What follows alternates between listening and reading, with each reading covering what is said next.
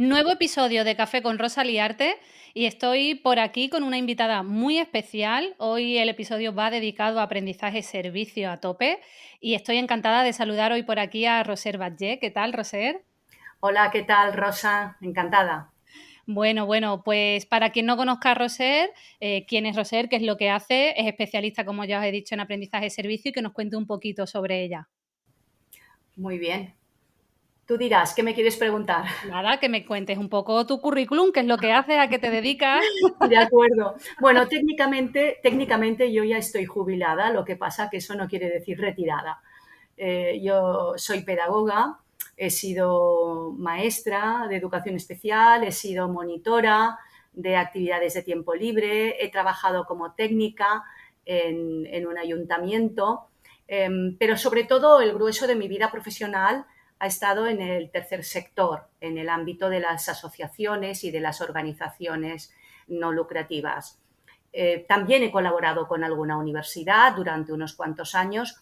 De todas maneras, he invertido los últimos 20 años de mi vida en la difusión del aprendizaje-servicio en España. Esto es lo que he hecho más intensamente. Efectivamente, yo te descubro a través del libro de Santillana que tienes y ahí leo sobre el tema y me interesó muchísimo. Y la verdad que me quedo con tu frase que has dicho al principio, jubilada que no retirada, ¿eh? O sea, yo sigo activa, que si no, esto... y eso me encanta, Roser. Muy Pero bien. bueno, antes de comenzar de hablar de aprendizaje de servicio, no te libras de la pregunta del comienzo, ¿qué es para ti la educación? A ver, para mí la educación es el proceso de formación de las personas, tanto en conocimientos como habilidades, actitudes y valores, para que sean lo más competentes posibles a la hora de transformar el mundo. En esto me inspira mucho la frase de Adela Cortina, que precisamente habla de la finalidad de la educación. Y dice, la finalidad de la educación debería ser formar las personas más competentes para ser capaces de transformar el mundo. Y es que compromiso y talento no tienen que ser cosas diferentes, no tienen que estar divorciados conceptualmente, sino que tienen que ir unidos porque los retos de transformar el mundo son muy, muy severos. Y más en un mundo de incertidumbre que vivimos, ¿eh? O sea que me lo apunto, me ha gustado esa definición. Bueno, Roser, para comenzar, y quien no haya escuchado hablar de APS, de aprendizaje servicio, hay gente que sí. Bueno, me gustaría un poco que comience por la primera parte, realmente qué es el APS, si también nos puedes hacer comparativas para comprenderlo mejor. Hay veces que hay gente que confunde el APS con voluntariado y bueno, pues que aclares un poco conceptos porque creo que a veces se confunden o por lo menos es lo que yo aprecio cuando imparto formación al profesorado. Perfecto. El aprendizaje servicio es en realidad una cosa muy sencilla, no es para nada sofisticada, no es ningún invento. Es más bien un descubrimiento, porque todas las buenas entidades sociales, los buenos maestros y maestras, alguna vez lo han hecho, aunque sea sin darse cuenta o sin bautizarlo como tal. El aprendizaje-servicio es tan simple como aprender haciendo un servicio a la comunidad.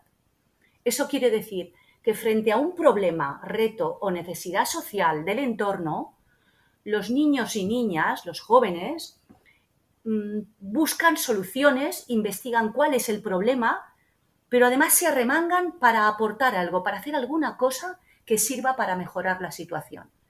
Y estas acciones pueden ser medioambientales, culturales, asistenciales, de todo tipo. Es detectar una necesidad en el entorno y aprovechar esa situación para aprender conocimientos, habilidades, destrezas, profundizar actitudes y valores.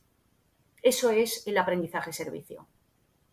Un ejemplo muy claro de aprendizaje-servicio y muy extendido en nuestro país es el de los chicos y chicas que a partir de la clase de sociales o ciencias o biología, si son un poco mayores, frente a la necesidad de sangre que periódicamente afecta a los hospitales, averiguan cuál es el problema, se meten a fondo con el tema de la sangre, los grupos sanguíneos, las plaquetas, los glóbulos rojos, entienden cuál es el problema y organizan una campaña de donación de sangre en su territorio.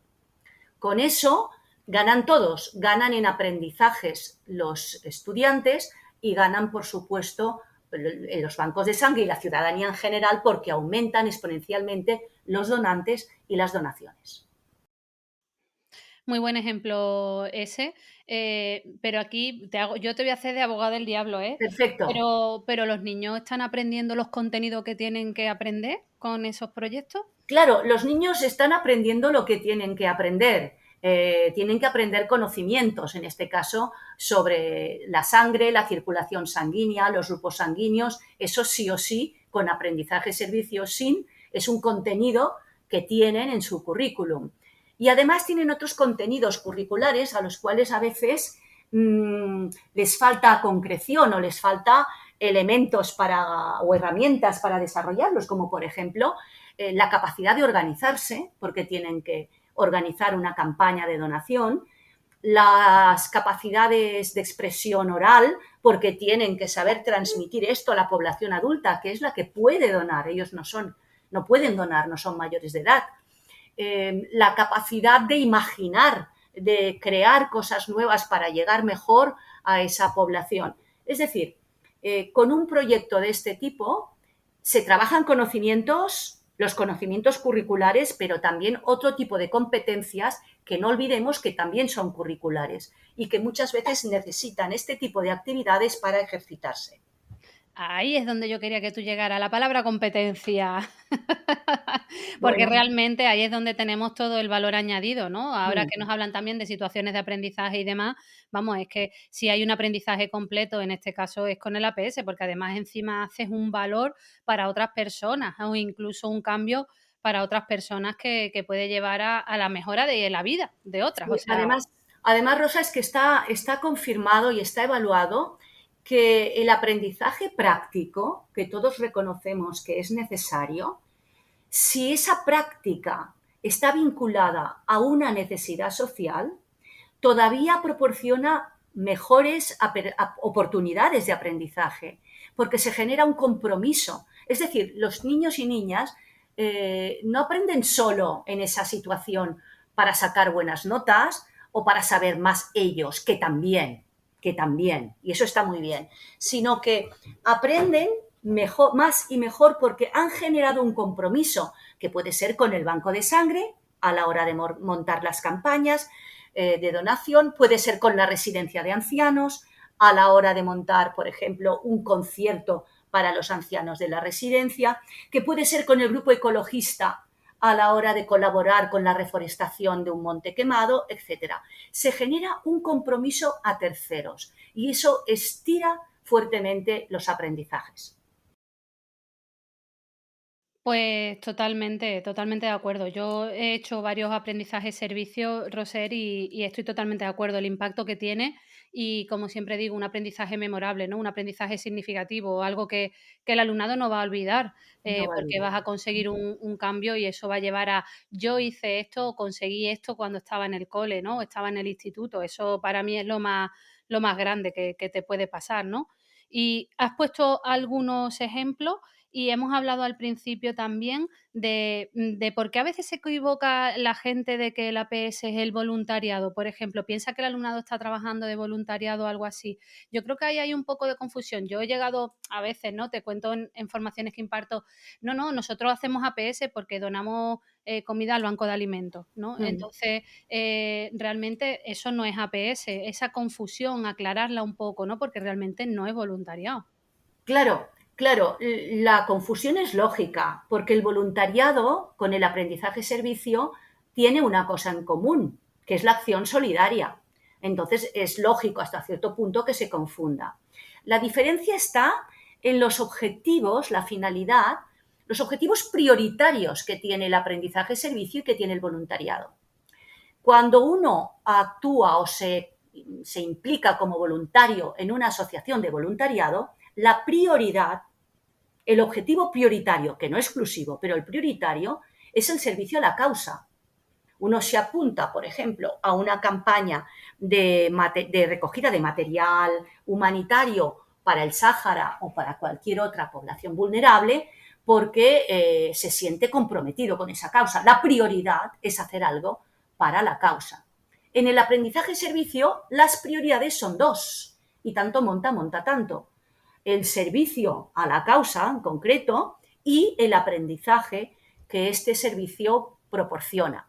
Entonces, la diferencia es sutil, pero esa diferencia nos va bien porque, mira, hay una cosa que ocurre en nuestro país y es que fíjate que rara es la escuela que nunca lleva a cabo ninguna acción solidaria. Es decir, de alguna manera, la mitad del aprendizaje-servicio ya lo tiene, que es la causa solidaria. ¿Qué le falta a esa escuela para aprovecharlo al máximo, para convertirlo, si lo desea, en aprendizaje-servicio? Buscar y trabajar intensamente los contenidos educativos que esa causa comporta. ¿Qué es una causa relacionada con los alimentos? Pues vamos a ver, ¿qué pasa con la alimentación saludable? ¿Qué pasa cuando la gente no se alimenta? Cuando hay déficits importantes. ¿Por qué estamos recogiendo alimentos? ¿Cuál es el precio de los alimentos en este momento? ¿Qué representa respecto a al salario medio de la gente? O sea, aquí, en una campaña de recolecta de alimentos, se pueden trabajar muchísimos contenidos. Y de esa manera, los chicos y chicas se dan cuenta que aquello que aprenden puede ser útil socialmente y que la sociedad les puede ofrecer muchas oportunidades de aprendizaje. Yo a veces pongo un ejemplo un poco folclórico del aprendizaje en tanto que pan con tomate. Tú te puedes comer el tomate por un lado y luego una rebanada de pan, y eso está muy bien. Nadie dice que esté mal. Pero de vez en cuando, si untas el pan con el tomate, el producto resultante es pedagógicamente sabroso. Es el caso del pan con tomate. Muchas escuelas tienen el tomate y les falta el pan, o tienen el pan y les falta el tomate. La magia del aprendizaje-servicio es ver qué pasa cuando juntas ambas cosas, la acción solidaria y los aprendizajes significativos. El pan con el tomate. Pues aquí vamos a llamar a la APS el pan tomaca, ¿eh? Yo me lo apunto que sale de este episodio, pero me ha encantado la metáfora porque tienes toda la razón. Es que lo has dicho, que no hay colegio que no tenga esa parte solidaria, ¿no? Lo que pasa es Casi que todos la luego tienen, claro que sí. ligarlo con el currículum, contenidos, trabajarlo, ahí es donde va todo eso. Aquí entonces otra vez te hago de abogada del diablo. Es que esto lleva mucho trabajo, Roser, es que esto es demasiado. ¿Esto cómo lo organizamos en el cole? Bueno, si tú buscas un proyecto pequeño, no te lleva tanto trabajo. Estás muy agobiado, tienes la mochila muy cargada, se está acabando el curso, estás cansado, estás baja de azúcar, yo qué sé. O al contrario, se te sube el colesterol y no quieres trabajar tanto, pues búscate un proyecto pequeño. Mira, te pongo un ejemplo de un proyecto pequeño que además es el más extendido no solo en España, sino en todo el mundo. El apadrinamiento lector. Los niños, Lector. el apadrinamiento lector. Los niños mayores que ya saben leer actúan de padrinos de lectura con los niños más pequeños que justo están aprendiendo o están a punto de aprender. ¿Qué hacen los niños mayores? Pues en su clase de lengua seleccionan cuentos para niños más pequeños, los trabajan, los verbalizan, piensan preguntas, actividades y luego cada niño mayor, niño o niña mayor, tiene un niño o niña pequeño, ponle de parvulario, de 4 o 5 años, al cual le cuenta el cuento. Y después de contarle el cuento, le hace preguntas, le contesta las respuestas, confirma que el niño pequeñito ha entendido el cuento. Esto es un estímulo tremendo, un apoyo muy bueno de lectura para los niños pequeños y es un aprendizaje muy significativo para los mayores, porque qué duda cabe que refuerzan sus capacidades orales y por supuesto, el conocimiento literario cuando desarrollan este tipo de proyectos. Este es un proyecto muy sencillo y lleva muy poco tiempo. Otro proyecto muy sencillo, que es simplemente cambiarle el chip, es en la clase de música. Todos los años, pongamos que tu escuela, al acabar el primer trimestre, hace un concierto en el cual los niños y niñas que han estado practicando canciones, músicas diversas, instrumentos en la clase de música, se lucen. Bueno, ¿qué te parecería si además de hacerlo para las mamás y los papás y la comunidad educativa, tomas ese concierto y lo llevas a una residencia de abuelos? Y previamente estudias cosas como, por ejemplo, ¿por qué están en la residencia? ¿Se encuentran solos? ¿Qué es la soledad? ¿Qué canciones cantaban cuando eran pequeños? ¿Sabemos estas canciones? ¿Podríamos aprender alguna? ¿Nos podrían enseñar ellos alguna canción suya? El concierto lo haces un día, no lo haces 10. No estás 10 días seguidos haciendo conciertos. Por tanto, el proyecto no tiene unas dimensiones inconmensurables. Es un proyecto muy asequible. Por tanto, la mochila te la puedes cargar con las piedras que tú quieras. Lo que ocurre es que a medida que los niños y niñas van tomando experiencia y madurando en este proceso de aprendizaje-servicio, son más capaces de actuar autónomamente, incluso ellos sugerirle a la maestra, al maestro, oye maestro, ¿por qué no hacemos esto? Y se organizan y te sorprenden. Se organizan y te sorprenden. Pero como todo en la vida, como cualquier otro tipo de proyecto, de actividad, no se puede empezar corriendo una maratón sin haberte entrenado antes. Tienes que hacer carreras de 5 kilómetros y luego a lo mejor de 10 y luego a lo mejor una media. Hay que ir aumentando. La medida la tiene el profesor, la profesora. Bueno, totalmente de acuerdo. Y otra metáfora que pones muy bien con el tema de la maratón. A veces queremos empezar la casa por el tejado, como se suele decir, Sí, y eso no es viable. Y has puesto un ejemplo muy bueno con el propio alumnado. Yo lo viví cuando he hecho yo proyectos, en mi caso, no sé si lo conoces, Roser, pero en mi caso el APS que llevé a cabo es Merezco una calle, con el tema de los sí, niños del claro, deporte. sí, Pues aquí tienes a la que empezó con todo este lío, la liarte. sí, sí, lo sabía, ¿eh? Y a mí me pasó con el alumnado porque yo lo que hacíamos era un análisis y de ellos partió avisamos al alcalde que tenemos 83 calles con nombre de hombre y 23 de mujeres. Y de esas 23 de mujeres, solo 3 eran mujeres reales, el resto eran vírgenes y santas. Y ellos eso les clama un poco, ¿no? Pero después de todo esto, que lo hacemos a conocer, se lo damos a conocer al ayuntamiento, los niños se me vienen arriba, Roser, y me dicen, señor, vamos a contar las rotondas y vamos a contar también las plazas, y se me vienen arriba y era como, dejar las plazas y las rotondas ahora mismo, niños, que están por las calles, ¿no? Y eso era muy, muy gracioso porque ahí es donde tú dices, se empiezan a tener esa autonomía y a ver que tiene más posibilidades el proyecto y de hecho muchos empezaron a ver también, dice, señor, mira, esta plaza es que tiene escultura a tal hombre y esta otra también y no hay una plaza con un busto, por ejemplo, a una mujer, ¿no? Y te pones a analizar y dices, pues que tiene toda la razón, ¿no? Así que eso para mí es lo más guay del APS, ¿no? O sea, cuando ya encima ves que puedes ir más allá y que sales de tu propio alumnado, cosas que a ti no se te habrían ocurrido. Eso yo creo que para mí es lo genial, ¿no? Pero, Roser, que bien lo sabrás, ¿no? El impacto académico, el impacto social que tiene el APS, si nos puedes contar más. Y antes de Sí. comenzar a grabar también este podcast, me has hablado un poco de que realmente cómo se desarrolla en España, porque parece ser que me has contado así por encima, que te he dicho, para, que tenemos que empezar a grabar, que nos ven con ojos fuera, ¿no? Y que en España se desarrolla de forma diferente. Mira, vamos a empezar con lo que Venga. contabas de la evaluación. ¿Cómo se sabe que esto funciona a nivel académico? A ver, a nivel académico, empecemos por aquí, porque el aprendizaje-servicio tiene esas dos patas, la pata académica escolar de aprendizajes y la parte social del servicio que se hace en la comunidad. Vamos a empezar por la parte académica. Se hacen muchos estudios de impacto académico en todas partes, en todo el mundo.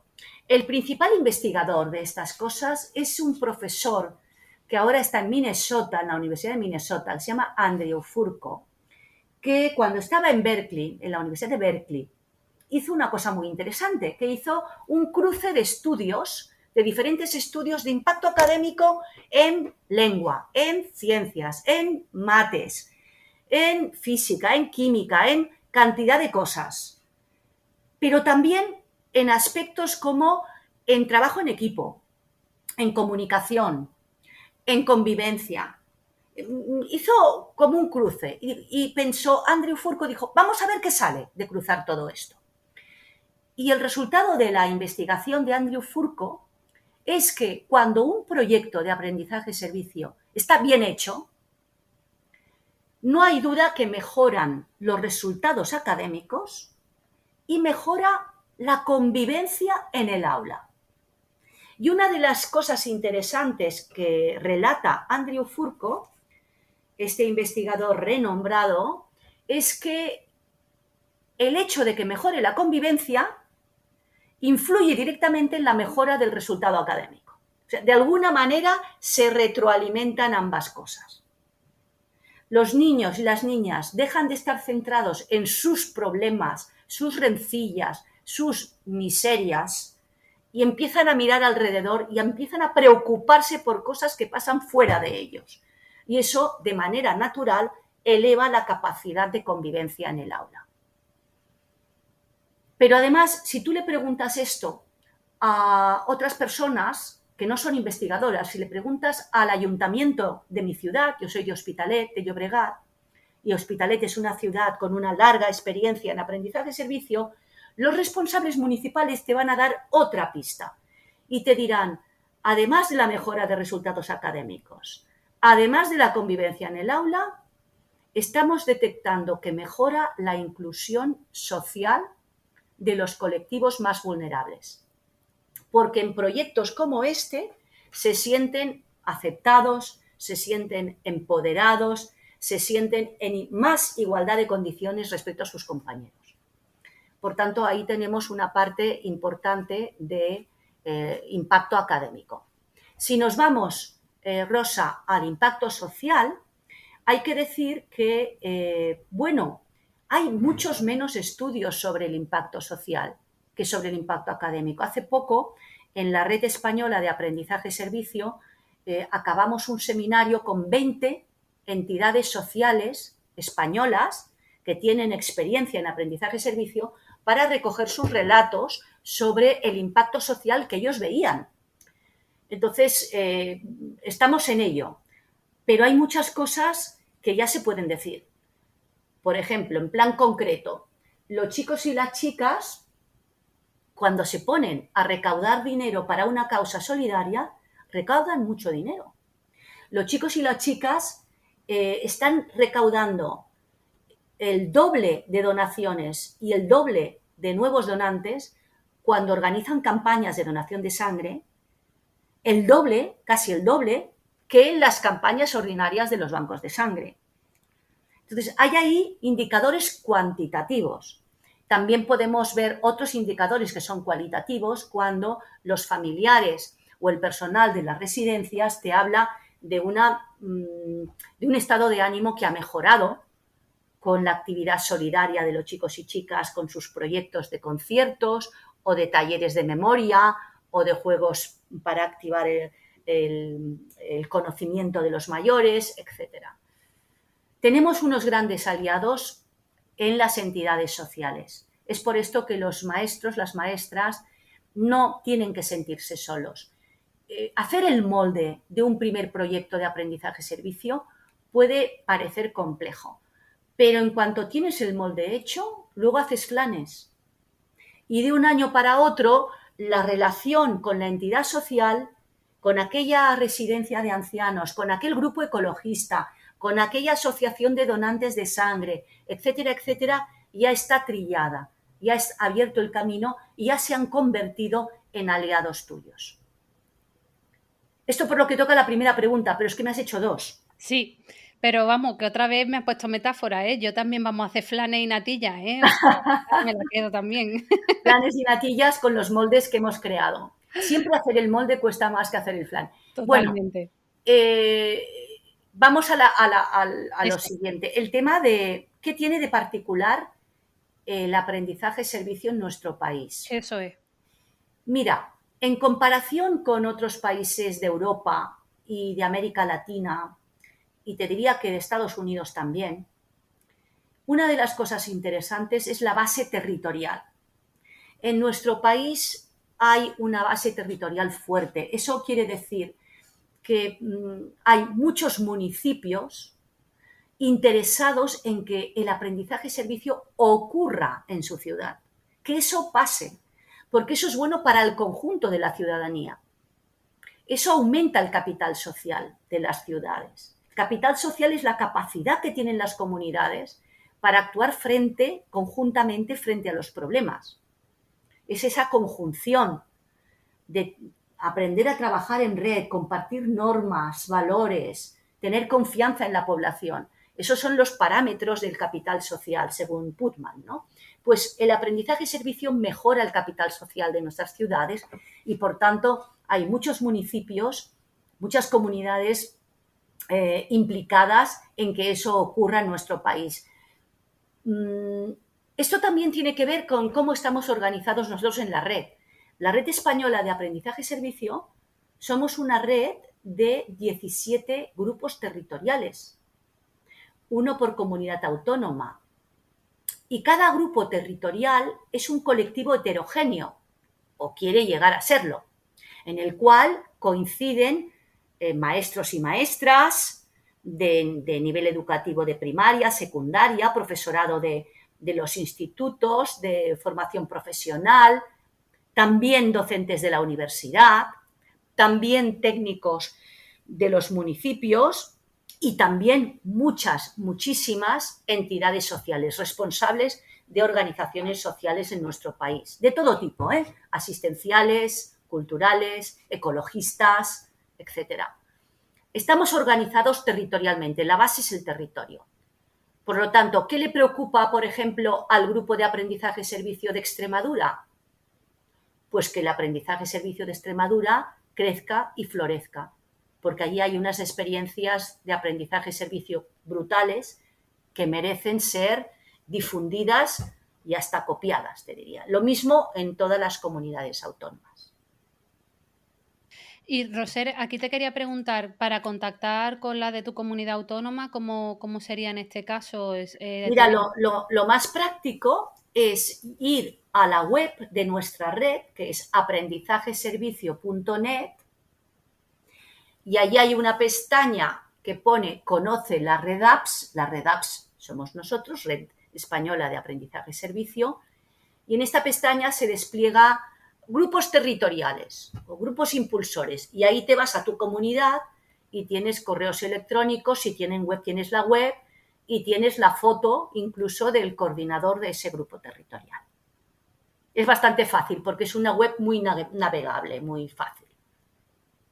Vale, pues interesante porque yo en mi caso la desconocía, no sabía que existía. Y me ha encantado también, que no te lo he comentado antes, cuando has hecho el tema de la comparación, que hablas de estudios, de evidencia, o sea, que es que no es me lo saco de la manga, que No, realmente hablas con evidencia y con investigación, o sea, que sí, esto está sí. más que demostrado, que lo dice la evidencia, ¿no? Mira, yo creo que conoces a Juan Fernández. Sí, Pues Juan Fernández, el del blog, Innovación Docente, una de sus últimas entradas ha sido relativo a un artículo que precisamente nos recomendó ese profesor investigador que te decía antes, Andrew Furco.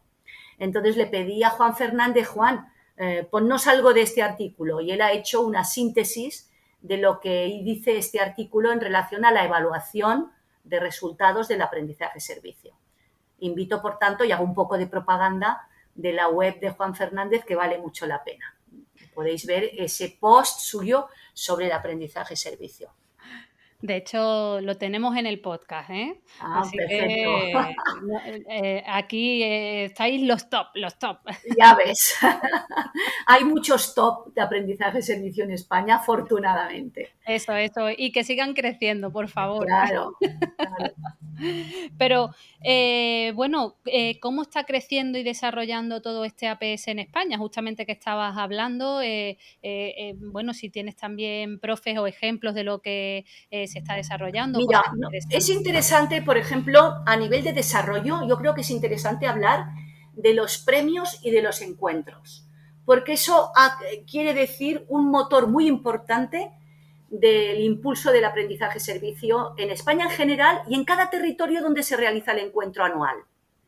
Desde hace 15 años, este será el año número 16, nosotros, la Red Española de Aprendizaje-Servicio, hacemos un encuentro en una comunidad autónoma, cada anual, donde nos juntamos los grupos territoriales. Claro, piensa que en el 2008, que fue el primer encuentro, éramos 3. Éramos los que entonces existíamos, como si fuera un chiste. Un grupo de catalanes, uno de madrileños y uno de vascos. Eso era el embrión de la red del 2008. Pero esto ha ido creciendo hasta ahora, que somos 17. Bien, pues estos encuentros actualmente están coorganizados por el ayuntamiento de una ciudad, y este año toca Valladolid, el año pasado fue Sevilla, precisamente, el ayuntamiento de una ciudad, el Ministerio de Educación y Formación Profesional, la Red Española de Aprendizaje y Servicio y, como novedad, este año incorporamos a la universidad como 4 instancias organizativas de estos encuentros. En estos encuentros actúa un ponente que nos inspira, pero lo más divertido, lo más interesante del caso también es que ahí asisten niños, niñas, jóvenes, docentes de los proyectos premiados, porque cada año convocamos unos premios, estos premios los hacemos también con la entidad, la ONG Educo y la editorial EDB, convocamos unos premios, estos premios son tantos como 20, cada premio es temático y está apadrinado por una institución pública, una empresa privada o una entidad del tercer sector. Por ejemplo, el premio de educación ambiental nos lo proporciona el CNEAM, el Centro Nacional de Educación Ambiental, que depende del Ministerio de la Transición Ecológica. Hay un premio de solidaridad y derechos humanos que está apadrinado por la Caixa. Hay un premio de inclusión que está apadrinado por la Federación Plena Inclusión. O sea, tenemos un premio, hasta 20 premios, que incluye un premio de la propia ciudad. Entonces, esto para nosotros, los premios y los encuentros, han sido una herramienta muy poderosa de difusión, de impulso del aprendizaje-servicio, porque lo que perseguimos no es hacer ningún ranking. Los premios es una excusa o es una estrategia, como le queramos llamar, para difundir, para reconocer el trabajo de los docentes, de los niños, niñas, de los jóvenes y de alguna manera para difundir también una cultura de compromiso, de solidaridad, de trabajo en red. Roseri, para juntaros también, que eso también es de agradecer. Bueno, esto lo doy por supuesto. Hombre, Esto lo doy por supuesto. Y después de la pandemia todavía con más ganas. más todavía. En la pandemia tuvimos que hacer estos encuentros, el primero en el 2020 casi online, con un poquito Claro. de presencialidad en Cáceres. El segundo fue 50-50 en Alcalá de Henares, el segundo de la pandemia, porque ya pudimos hacer alguna cosa presencial y el año pasado prácticamente fue todo presencial y este año ya presencial a tope. Ay, muy bien, porque eso también llena de energía, se ven ejemplos y ayuda Efectivamente. muchísimo. Qué bueno, qué bueno. Pues yo creo que me voy ya a la última parte, no sé si te quedas algo en el tintero, pero ¿cómo evaluar esto? Porque la gran pregunta siempre es, bueno, sí, hago el proyecto y tal, pero ¿cómo evalúo? ¿Al final pongo el examen a los niños al final del proyecto y a ver si han aprendido algo? Bueno, a ver, yo no voy a contestar lo que quizá es pedagógica o políticamente correcto, porque yo creo que si tú ponías un examen antes, ponlo ahora también. Y estoy Si tú lo totalmente de ponías acuerdo antes, si tú contigo. antes hacías un examen para saber lo que sabían, para averiguar lo que sabían los niños de la sangre, pues volver a poner ahora que han hecho la campaña de donación de sangre, ¿por qué no? Ahora bien, si tú además quieres aprovechar para evaluar otras cosas, para evaluar pues el trabajo en equipo, porque han tenido que hacer, sigo el ejemplo de la sangre porque es que es muy visual, ¿no? La campaña de donación, la capacidad de expresión oral, la capacidad de trabajo en equipo, la capacidad de no sé qué. Pues, ¿qué estás haciendo ahora para evaluar competencias? Porque eso no es un invento del aprendizaje-servicio. Sin aprendizaje-servicio ya tienes que tener alguna herramienta para evaluar competencias. Pues aplícala aquí. Yo lo que creo que es más importante, Rosa, es no morir con el intento. Y en los cursos de formación siempre les digo lo mismo. No hay que querer evaluarlo todo. Eso es un error. Porque, y más en un proyecto de aprendizaje-servicio que es muy global, muy es muy, y puedes evaluar cantidad de cosas. Bueno, pues no las evalúes todas. ¿Por qué? Porque no puedes, porque tienes 25 niños o 20 o 30 o los que sean, no puedes evaluar tantos ítems con todos. Y además porque tienen otras asignaturas, tienen otros proyectos y afortunadamente pues tienen otros docentes, ¿no? Entonces yo creo que hay que escoger muy bien qué es lo que se quiere evaluar y en este caso menos es más. Por ejemplo, yo siempre sugiero en un proyecto de aprendizaje-servicio, evalúa 3 cosas, no evalúes más. Los conocimientos, seguro, los que te parezcan prioritarios, los centrales de ese proyecto, las habilidades, cuál, y las actitudes y valores. Uno de cada.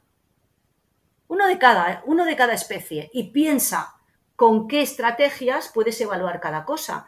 Yo no tengo por qué descartar un examen, como los de antes. Un examen puede ser bueno para evaluar conocimientos. ¿Por qué no? Pero, Totalmente. Y la memoria, lo que yo aquí también, perdona, Roser, que te he claro, no, interrumpido. no, claro que sí. Yo aquí también lo que digo, que yo me quedo con una frase después de poner el examen. Si también hay veces que el alumnado me dice: "Señor, pues yo he hecho tu examen y no he estudiado nada, y me lo sabía todo". Entonces, ahí es donde me estás indicando que gracias al proyecto ha habido un aprendizaje significativo, porque has Claro, recordado todo, sea la sangre, sea la historia de sí, Roma o lo que sea. Gracias al sí, proyecto no te ha hecho falta pegarte, sí, el hincar codos, porque ha sí, habido una memoria, ha habido un aprendizaje memorable. Ahí es donde hablamos de esas competencias y sí. conseguir ir más allá, ¿no? Sí, de todas maneras, Rosa, estoy totalmente de acuerdo contigo, ¿eh?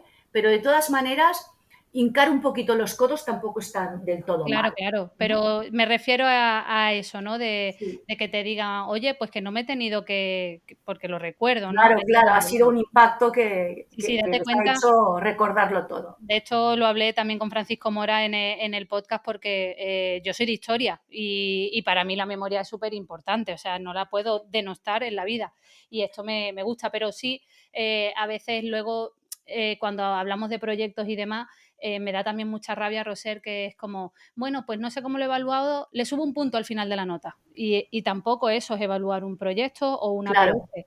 El subir un punto al final de la nota no es evaluar como nos están pidiendo por competencias, etcétera, ¿no? exacto. Ujú.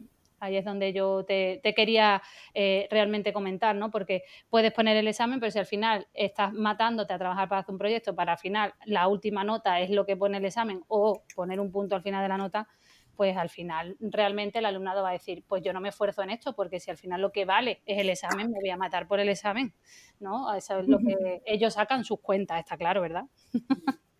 Sí, sí.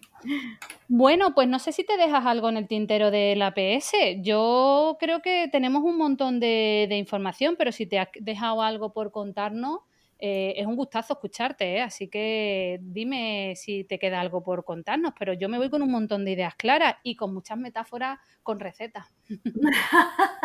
No, yo creo que está bien. Mira, últimamente en las presentaciones que hago comento una anécdota de Margaret Mead que me parece muy inspiradora cara al aprendizaje-servicio. A Margaret Mead, la antropóloga, le preguntaron una vez en una conferencia: señora Mead, díganos usted cuál es el principal signo de civilización que se ha descubierto en exploraciones arqueológicas se referían. Y todo el mundo esperaba que ella dijera, pues no sé, la invención de la rueda, la invención del fuego, cosas de estas, ¿no? Y Margaret Mead dijo, uno de los principales signos de civilización fue cuando encontramos un hueso de fémur soldado, en el que claramente el cadáver, el muerto, había muerto muchos años después de haberse roto el fémur.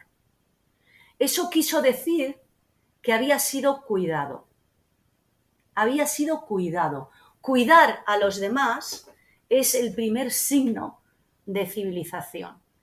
Creo que estas palabras de Margaret Mead, ese cuidado, esa ética del cuidado, de hacer de los problemas de los demás nuestros problemas, de querer colaborar al bienestar de todos, al bien común, es la razón de ser del aprendizaje-servicio. Por eso nos llena de energía y por eso vamos a continuar con esto. Bueno, esa resiliencia, esa empatía, ¿no? El ponerse en el lugar de los demás, ¿no? Yo creo que es que se trabajan tantos valores alrededor del APS, ¿no? Que, que no sé, me ha encantado lo que acabas de comentar porque es cierto, ¿eh? Me ha llamado la atención un montón, me ha encantado. Bueno, Roser, como has hablado de recetas hoy, no te escapas tampoco con las preguntas finales, ¿eh? Me tienes que decir tu plato favorito o platos favoritos y un lugar que te guste desconectar, que ahora como también estás jubilada, seguro que puedes contarnos más. A ver, el plato favorito para mí, cualquiera que lleve pescado y verdura, pero te voy a decir uno, bueno, te voy a decir dos. Uno es la esqueixada, que no sé, es un plato típico catalán, de costa y de mar. Ajá. Y esqueixada quiere decir un plato en el cual hay tiritas de bacalao de salado Ujú. en ensalada que se alinean con tomate, con cebolla, a veces con lechuga, yo le pongo lechuga, y con aceitunas negras y aceite de oliva. Eso es un plato de verano que a mí me entusiasma y que siempre se lo pedí a mi madre cuando era mi cumpleaños, aunque no fuera verano, Qué bueno. la esqueixada. Y el otro plato es un plato que yo tengo como fetiche, que me lo como siempre en las vísperas de una carrera. Yo corro, no soy buena corredora, corro pero no soy Ajá. excelente. Las carreras que yo hago son de 10 kilómetros y cuando tengo una carrera, la noche anterior, mi marido me prepara una tortilla de patatas. Ahí no hay pescado, pero la tortilla de patatas me da la energía que yo necesito para la carrera del día siguiente. Pero O sea La que tortilla de patata salió varias veces en el podcast, ¿con o sin cebolla? con cebolla, por supuesto, No, no puede ser. con cebolla. Muy bien. Bueno, bueno, Y, bueno. y el lugar para desconectar, cualquier lugar donde haya montaña y a ser posible donde haya ríos y lagos. Eso para mí significa, en plan fácil, subir hacia el norte a los Pirineos, que no los tengo del todo lejos, y es el desconecte total y la sensación de fusión con la naturaleza que necesito. Bueno, pues con eso me quedo también, me encanta, me encanta. La verdad que ha sido un gustazo de verdad escucharte. Para mí también. Mil gracias por tu tiempo, por estar aquí hoy, hacerme un huequito y creo que nos vamos con las ideas más claras en aprendizaje-servicio. Como ya decía al principio, Roser tiene también su libro que para mí fue muy, muy inspirador y que da muchas ideas. Y bueno, Roser, por mi parte,